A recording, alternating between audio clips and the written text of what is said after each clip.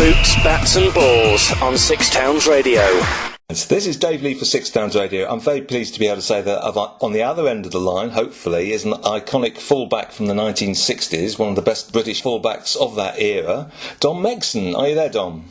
Yes, fine, David. Hi.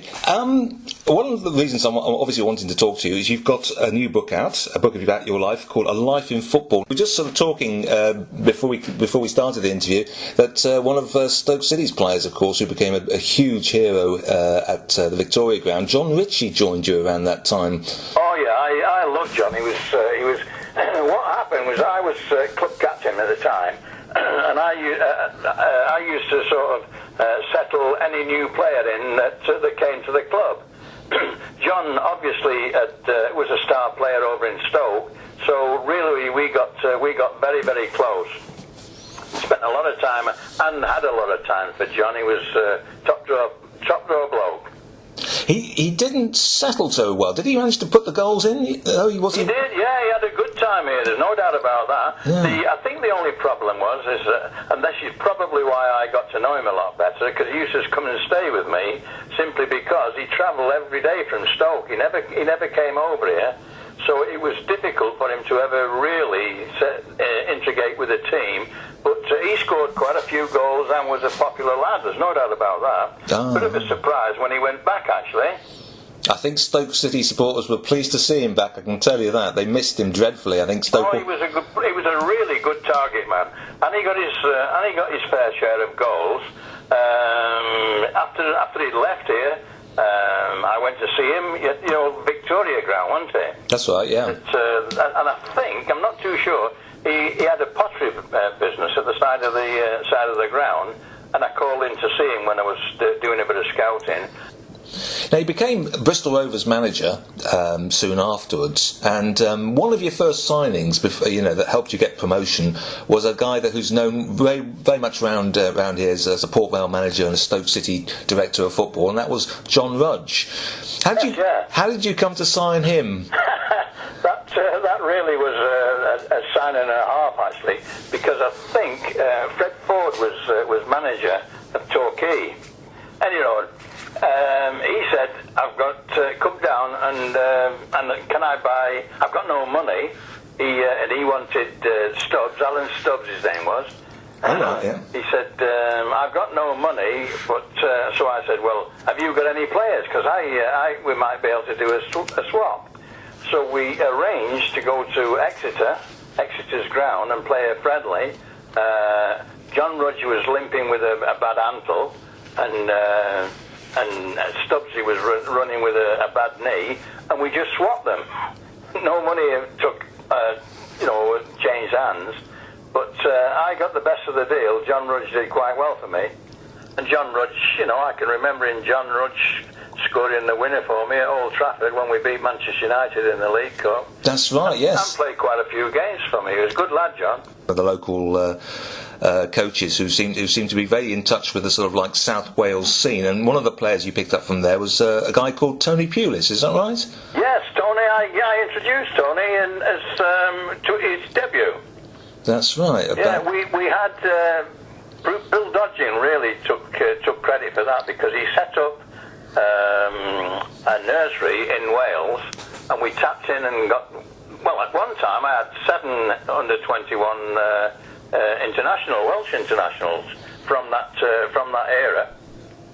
The best one being Wayne Jones, who had to finish with a bad knee, but he was a Welsh international. And Tony at the time was 17, made his debut. That's right. You threw him in right at the deep end at a Bristol derby at Ashton Gate, is it? Yes. Yes. Oh, that was a bit of a trial by fire. Well, that's what you do, really. You put them in and see how they handle things. And he did. He had that type of fiery character even at those days. He used to put himself about, Tony. Could you see then that he had a future, at least at that level of football? Yeah, no problem. I had a lot of affection for Stoke, and as a club, I used to like the Victoria Ground. It was a good. We had some great games, although they didn't come in until I think it was. Did they come into the Yeah, 63. Stanley Matthews. 63 was it?